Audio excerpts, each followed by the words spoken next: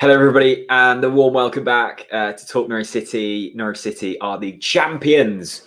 Yes, you heard that right. The champions of the championship for the second time in just 3 seasons. I hope everybody's head is feeling okay on this Sunday morning. I'm feeling good, actually. I think the spirit of Norwich City is lifted me through what could have been somewhat of a hangover this morning, but feeling really positive about Norwich City.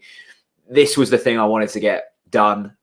Just get the trophy, get it secured. I did not want to be taking it into the last game of the season, especially against the side like Barnsley, who of course we've got next week, who I think are one of the best sides in the division. So really glad we got the job done.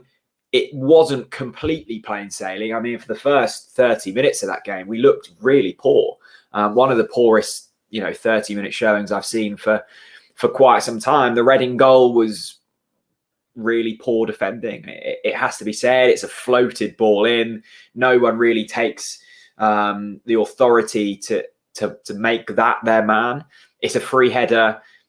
I must say, I think Tim Krul should be doing better at his near post. It goes in, and in the grand scheme of things, it's very unimportant. But at the time, felt like quite a big goal because Watford at that point weren't losing, and I felt as if there were a few nerves creeping in with some Norwich City fans. But after that, Norwich City just got their heads down and got the job done. The performance of Kieran Dowell was absolutely sensational. We'll get onto him shortly. I absolutely love the fact that Javi Quintilla just turned into like Juninho and absolutely rifled home a free kick. I thought it was Emi Buendia watching it. I was a few beers deep and our follow was a bit blurry, and then I see it's Javi Quintilla. Who knew that man could take free kicks? And Teemu Pukki doing what Teemu Pukki does and scoring goals. He's just been sensational this season. I think it shows the levels in which we've been operating at, that a man who scored 26 championship goals doesn't make our top 3 players of the season. For every other club in the league, if you've got a striker that scores above 25 goals, he's winning your player of the season. Not in Norwich City's case. You don't even get in the top 3. As always, a massive thank you to 5 Yards. They're sponsoring these review videos here on Talk Norwich City. Very, very kind of them. They are a brilliant online scouting network where you can put your money where your mouth is, essentially. I use it for a lot of kind of statistical based things. I really like going on there and finding players that I haven't heard of before or have heard of but want to know more about. I love the scouting features on 5 Yards.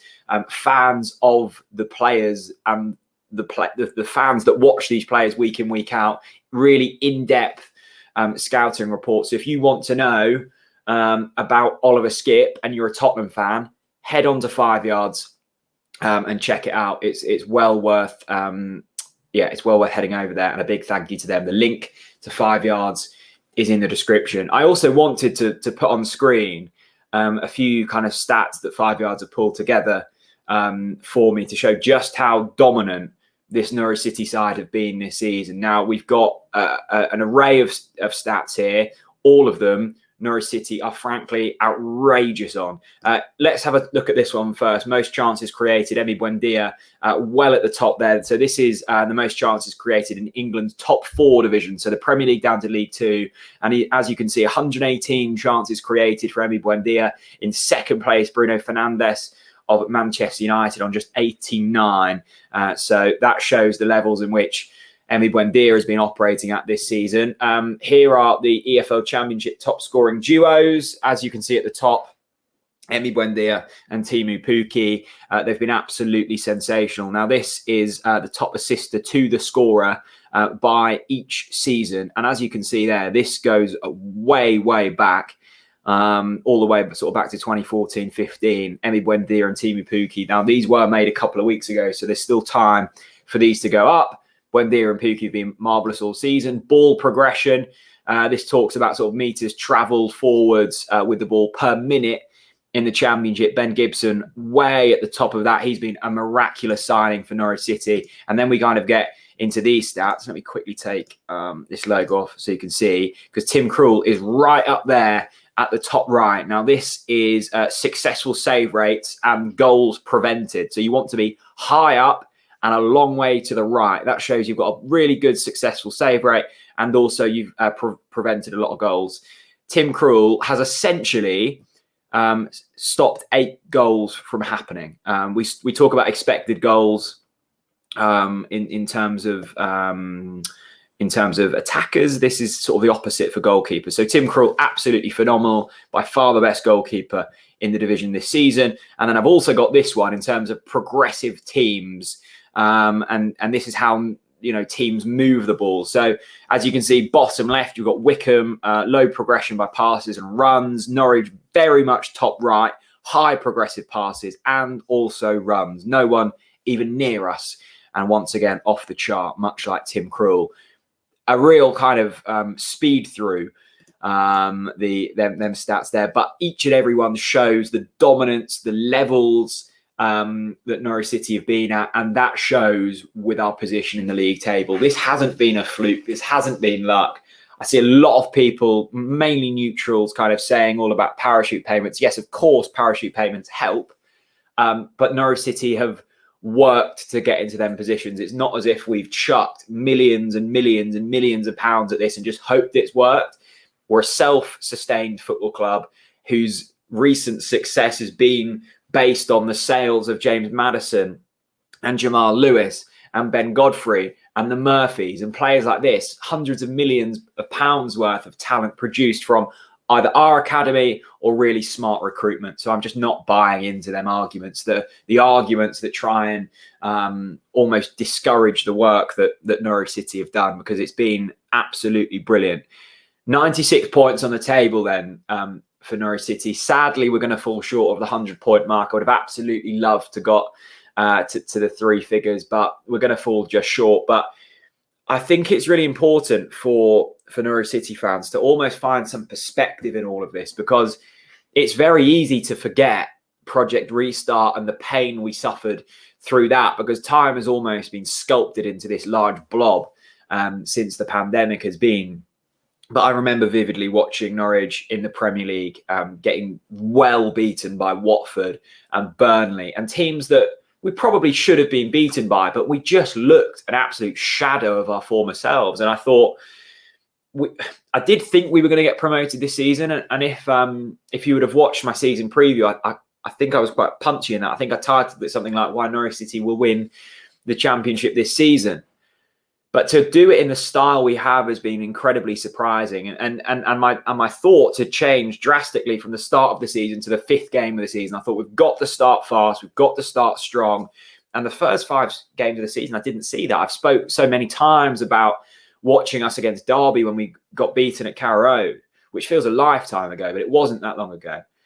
And I looked at the team and I'm like, I don't know if these are good enough to not only not to get in the playoffs, but I can't see us getting in the automatics. And, ever since that win against, I think it was Rotherham away and Bristol City away, we've just really kicked on. The style of football has changed. I think some might be surprised when we go back to the Premier League. We're not as naive as we once were. The defence is so much more solid. We've got the best defence in the league.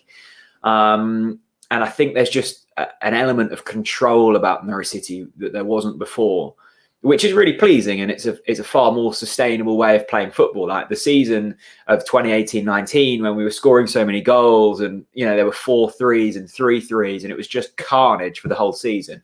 It was exceptional fun. It wasn't good for anyone's health, and as we saw, it wasn't sustainable in the Premier League. I think we've matured, we've grown as a team, and that's consistency. And I think you see that not only across football teams, but businesses in general. If you keep people and you think they're the right people, put trust in them, invest in them, and they will come good eventually. And we've seen that with Emi Buendia, who's come on huge amounts this season. We've seen it with Todd Cantwell this season. Max Aarons looks like, almost a player in his 30s with the maturity he's got, but the athleticism and the joyfulness of a young man that he is. Dimitri Yanoulis, who's been brought in, has been nothing short of exceptional. The list goes on. I think for me, the most pleasing thing about this season has been the rotation of the squad, because like Kieran Dowell's prime example, right? Kieran Dowell's brought in thinking he's going to be in the starting lineup week in, week out. Injuries hit, other players start to perform. He's suddenly not in the squad. And you're thinking, this hasn't really worked out. And in the last month or so, maybe last 2 months, he's really shone when we've needed him to shine. 2 goals yesterday, important goal against Derby a few weeks ago. And suddenly, he's got a respectable number of goals on the tally and will be going into the Premier League in confidence. So it's players like that. It's players like Javi Quintero, who stepped up when we've needed him to. Jakob Sorensen, when we've needed him to. Big Bad Barden in goal. Big Andy at the back, who, has kept clean sheets for fun ever since his introduction. So just an exceptionally well-rounded season. Literally no negatives at all. If I was maybe looking, well, no, I'm not going to say it. There was literally no negatives to find from this season. So I'm just incredibly grateful that it's come at a time when we've needed it most, I think. Of course, I would have loved to have been at Carrow Road this season and travelling up and down the country, but no one has got to do that.